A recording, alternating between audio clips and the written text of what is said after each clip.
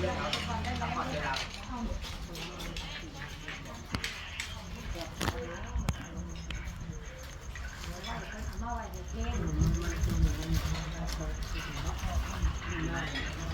เพิ่นแต่บ่ทันได้โซ่เด้อพี่น้องอันนี้แหละที่ยากเฮาแต่เพิ่นบ่ทันได้โซ่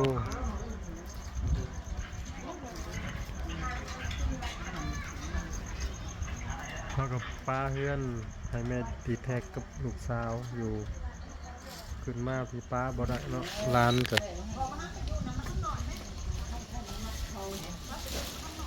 แม่กับบ่มีนะพ่อกับบ่มี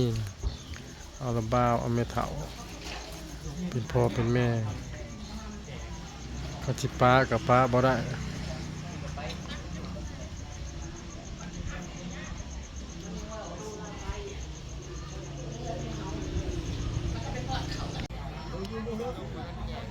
พี่น้องมางานศพพี่น้อง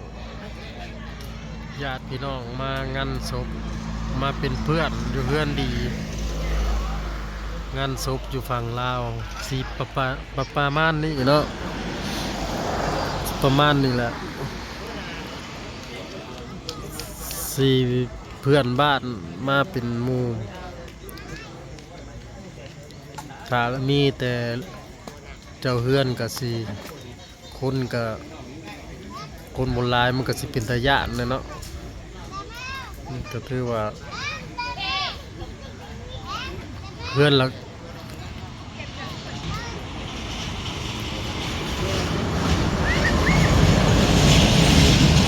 เพื่อนแปะทางรถมากกับเสียงขลัง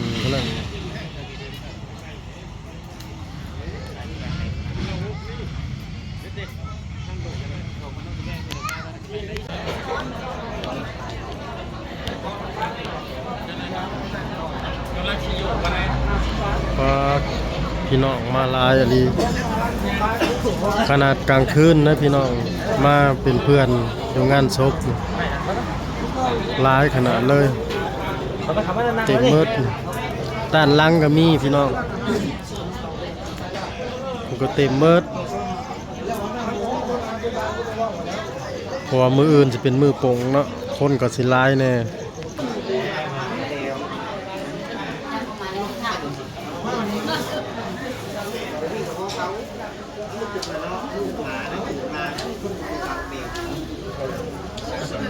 มาไหมครับ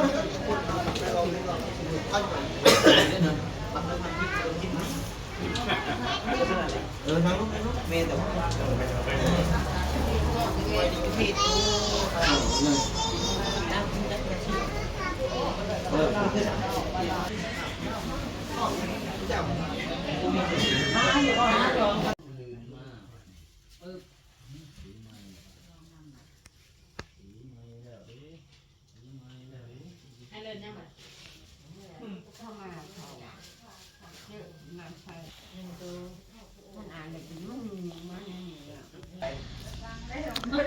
4 โมงเช้าพี่น้องผมมางานศพนี่ก็มันอยู่เป็นเพื่อนศพนี่ก็ยังมีวงไผ่วงหนึ่งก็ถือว่ามาเป็นเพื่อนกันเนาะกันบ่มีพวกนี่ก็มันก็สิเย็น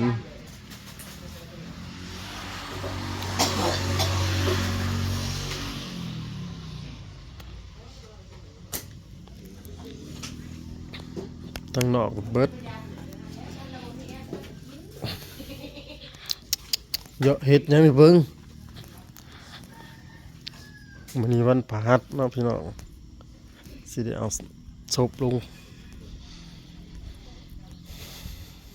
บ้านเฮาก็เอิ้นปงศพ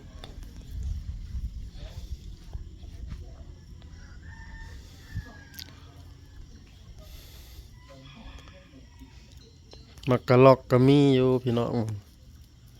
แต่ก็เขาเจ้าก็ลิ้นบ่ได้เดึกปานใดดอกลิ้น5ลิ้น10เนาะแล้วก็มีไผ่นำไผ่ยังเหลือวงหนึ่งมันอยู่ในศพ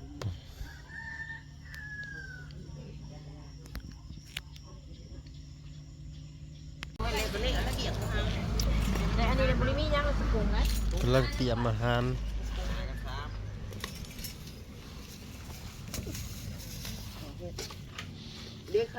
ค่อยปื้นเลยนะหางมอนน่ะ ตอนมาปลูกคือปลูกเอาปลูกปุ๊บแล้วก็เฮ็ด ฮะ มันเห็นกูอย่างนอก น่ะ ก็ใส่หั่นชิ้น มาเฮ็ด ก่อนนี่แหละสิถือเลขเอาเที่ยงนี่มาซอย ทันอยู่ดอกนี่เฮาก็4:30น ตัวลงหมด10ลวกได้10ปิ้งมีกุ้งปิ้งนะนี่ก็ปิ้ง ตื่นแต่ตีสองเพราะว่าพวกหึ ยังบ่แล้วนี่นะเนี่ย ตีสี่คิด อืม กินม่วง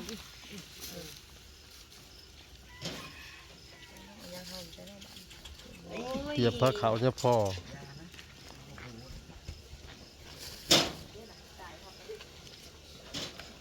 ท่านดูเก๊กนะมึงดูกูใส่ตู้นี่จ้ะ มือ กุ้งกับพ่ออีก 12โต๊ะเลยพอแล้ว อันนี้เราบอก12กับมาเพิ่ม12อันนี้เอาว่า13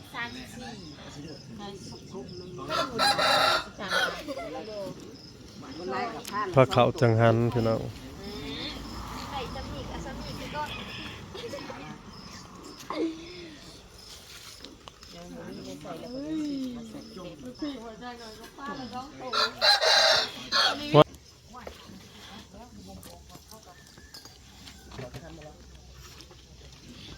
ถามให้แล้วกินเลยบอกเลยว่าแล้วกินตะกี้นะยุ่งเลยต้องค้างทางดิแล้วพักเดี๋ยวหาจะเอาแล้วต้องบริจาคเราเอากันลูกเป็นทำอยู่ในนั้นนะ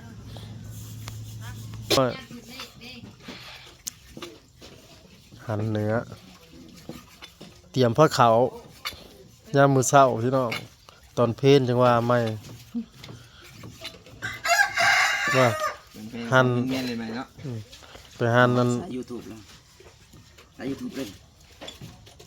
ต้องทุกออกของเมียเลย สิปุ๊บเมียมาเอาน้ำเจ้า เงินเฮาแหละหักฝากเขาเจ้าไว้ ติดยังหมักหมายฝากไปก่อนเนาะ อืม ไม่นานจะเพิ่มอีก เฮ็ดเบิดบ่อืม เดี๋ยวอ้อยนะอ้อย มาเกี่ยก็เลือกเอาตรง เอาเนี่ย บางๆเลยแล้วบริใหญ่เลย เลือกเอาสีงามๆด้วยตรงนั้นอาหารเฮ็ดก็ดาเฮ็ด